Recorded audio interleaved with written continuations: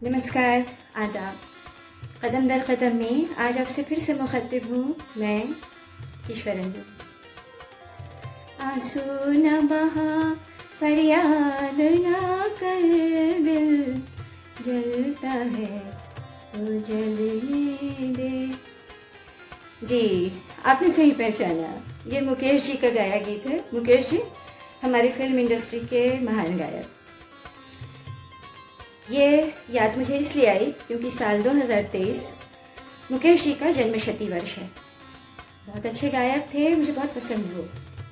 और जब हमको कोई व्यक्ति या कोई चीज़ पसंद आती है तो हम कोशिश करते हैं ना कि उसके बारे में जानें। तो बस मैंने भी उनके बारे में काफ़ी पढ़ा है और इसी सिलसिले में मुझे पता चला था कि वो मुंबई के रहने वाले नहीं थे, वो रहने वाले थे दिल्ली के। वहाँ किसी फंक्शन में उन्होंने एक गीत गाया था। तो फिल्म इंडस्ट्री के कोई अच्छे नामी हस्ती वहाँ थे, मौजूद थे, नामचीन हस्ती। उन्होंने उनसे कहा कि देखो भाई मुकेश, ऐसा करो, तुम हमारे साथ चलो बम्बई, वहाँ तुम अच्छा कैरियर बना सकते हो, बहुत अच्छी आवाज़ है तुम्हारी। उनका नाम था मुकेश चंद माथुर। तो वो उनके साथ चले गए। उनके पिताजी ने सोचा मुकेश जी के कि चलो मेरा बेटा जो है वो क्लर्क तो कम से कम बन ही जाएगा। इतने सीधे सरल सच्चे लोग थे। तो चले गए। अब वहाँ उनको कामयाबी मिली गायकी में, और लेकिन उन्होंने शक्ल सूरत अच्छी थी तो हीरो बनने की भी कोशिश की। लेकिन जल्दी ही उनको समझ में आ गया कि ये मंजिल उनकी नहीं है, हीरो बनने की मंजिल। मैंने कहीं पढ़ा था, वो कह रहे थे कि मैंने सोचा कि दूसरे दर्जे का नायक बनने से तो अच्छा है मैं पहले दर्जे का गायक बनूं। ये बात कितनी अच्छी है ना, कितनी अपील कर गई मुझे। हाँ, कोई भी काम हम करें उसमें अव्वल रहें, चाहे कुछ भी हो। अक्सर करके माता पिता सोचते हैं, खास तौर से महानगरों का मैं नहीं कह सकती, लेकिन कस्बाई या छोटे शहरों में ये सोच है कि बच्चा जो है वो डॉक्टर बने, इंजीनियर बने या प्रशासक बने। और बच्चे अपने माता पिता की ख्वाहिशों का बोझ ढोते हैं, कई बार डिप्रेस होते हैं, कई बार बहुत ज़्यादा परेशानियों का भी सामना करते हैं। मैं समझती हूँ ये जो बात उन्होंने कही कि जो भी काम हम करें, इसका अर्थ तो यही निकला ना कि जो भी काम हम करें पहले दर्जे का करें। अब ये ज़रूरी नहीं है कि वो काम जो है वो ऊंचा हो, डॉक्टर हो, इंजीनियर, ऐसा ज़रूरी नहीं है। अकाउंटेंट बने पहले दर्जे के बने, दर्जी बने पहले दर्जे के बने, मिस्त्री बने पहले दर्जे के बने, कुछ भी पहले दर्जे के बने। जिस काम में हमारा मन लगता है, हमारे बच्चों का मन लगता है, वो काम अपना पैशन जो है उसको प्रोफेशन बनाए अगर बच्चे, तो वो ज़रूर पहले दर्जे के निकलेंगे, है ना। कहावत भी है कि आधी छोड़ पूरी को धावे, आधी मिले न पूरी पावे। तो अब जैसे मैं सोचूं इस उम्र में कि मैं बैडमिंटन बहुत अच्छा खेलती थी, चलो कैरियर बनाती हूँ बैडमिंटन में, वो नहीं होगा। मैं गृहिणी हूँ, कविता लिखती हूँ, कहानी लिखती हूँ, नरेशन करती हूँ, इसमें मुझे अपना 100% देना है, पहले दर्जे का नाम करना है। तो बस यही चीज़ें बच्चों के ऊपर भी लागू होती हैं, है ना। तो बातें यहीं तक। आज मैं आपको सुनाऊंगी श्रीमती पुष्पा जोशी की एक कहानी। तो चलिए आगे सुनते हैं कहानी। कहानी का शीर्षक है अब संघर्ष अपने आप से करना है। तपन ने आज पूरे 7 वर्षों के बाद गोमती के घर कदम रखा। वह बहुत उत्साहित था। वह अचानक गोमती के घर पहुंचकर उसे आश्चर्य में डालना चाहता था। गोमती और वह दोनों सहपाठी थे।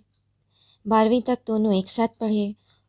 उसके बाद तपन ने लॉ कॉलेज में एडमिशन लिया और गोमती ने कॉलेज में प्रवेश लेकर बीए करने का निर्णय किया। तपन के पापा का तबादला हो गया था, इसलिए वह भी दूसरे शहर में चला गया था। वहीं से उसने एलएलबी की। उसकी सनद आ गई थी और वह वकालत करने लगा था। आज किसी केस के सिलसिले में वह इस शहर में आया था। गोमती के घर पर पहुंचकर उसने देखा घर में सन्नाटा पसरा था। गोमती के पापा विश्वनाथ जी पलंग पर लेटे थे, बहुत कमज़ोर नजर आ रहे थे।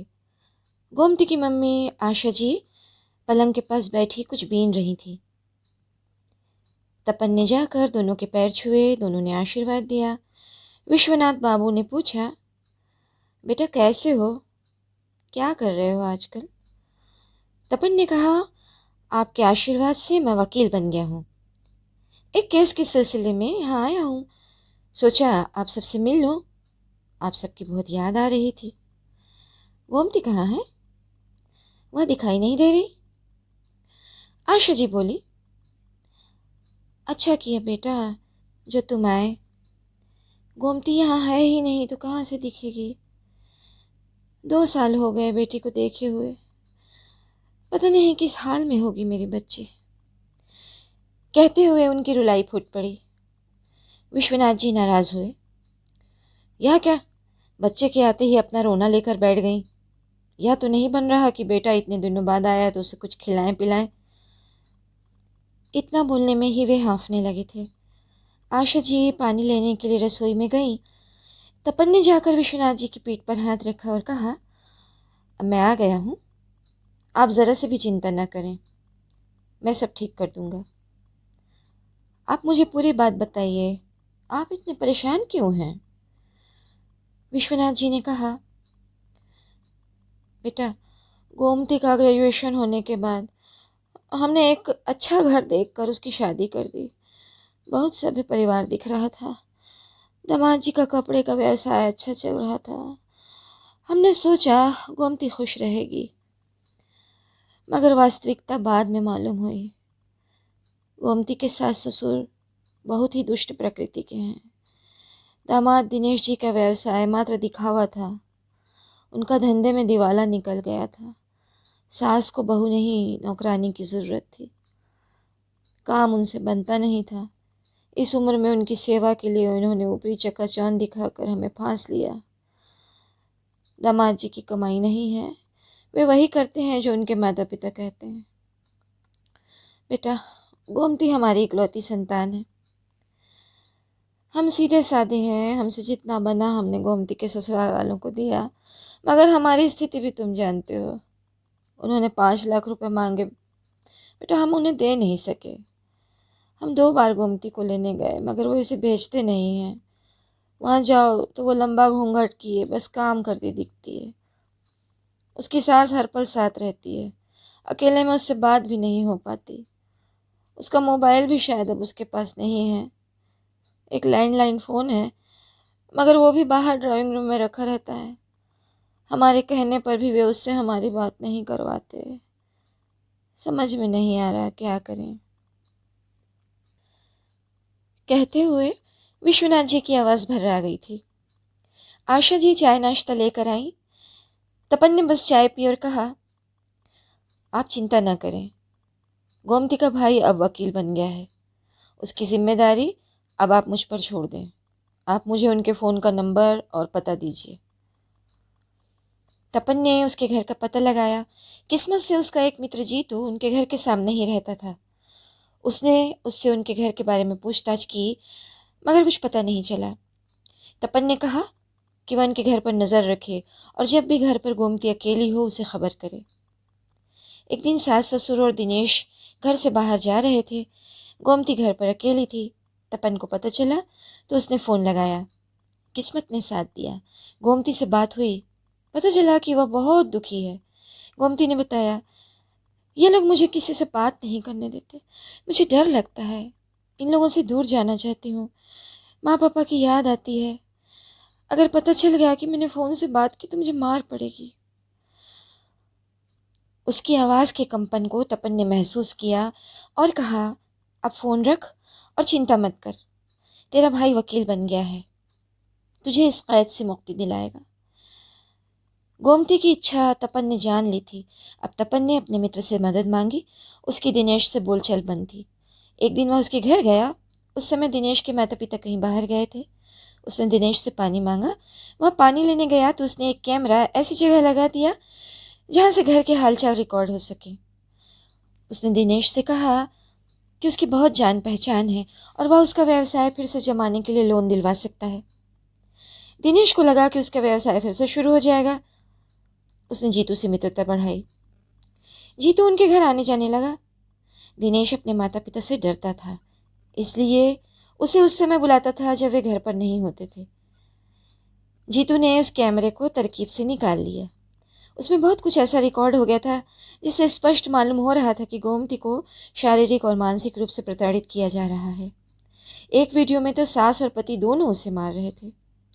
तपन ने वह वीडियो थाना प्रभारी को दिया। थाना प्रभारी ने कहा कि आप कोर्ट में आवेदन दें। मजिस्ट्रेट ने उस साक्ष्य के आधार पर सर्च वारंट निकाला और थाना प्रभारी को निर्देश दिया कि वे अपने दल को लेकर गोमती के ससुराल जाएं और पूरे प्रकरण को न्यायालय के सामने रखें। उस समय भी घर पर किसी बात पर बहस चल रही थी। महिला पुलिस ने गोमती को अपने संरक्षण में घर से बाहर निकाला और मजिस्ट्रेट के समक्ष प्रस्तुत किया। मजिस्ट्रेट ने उसे माता पिता के हवाले किया। गोमती बहुत ही डरी हुई थी। माता पिता ने उसे विश्वास दिलाया। वह अभी भी डरी हुई थी। तपन ने उसे समझाया और कहा कि वे लोग अब तुझे परेशान नहीं कर पाएंगे। तुझे हिम्मत रखनी पड़ेगी और कोर्ट के सामने बिना डरे सही बात बयान करनी पड़ेगी।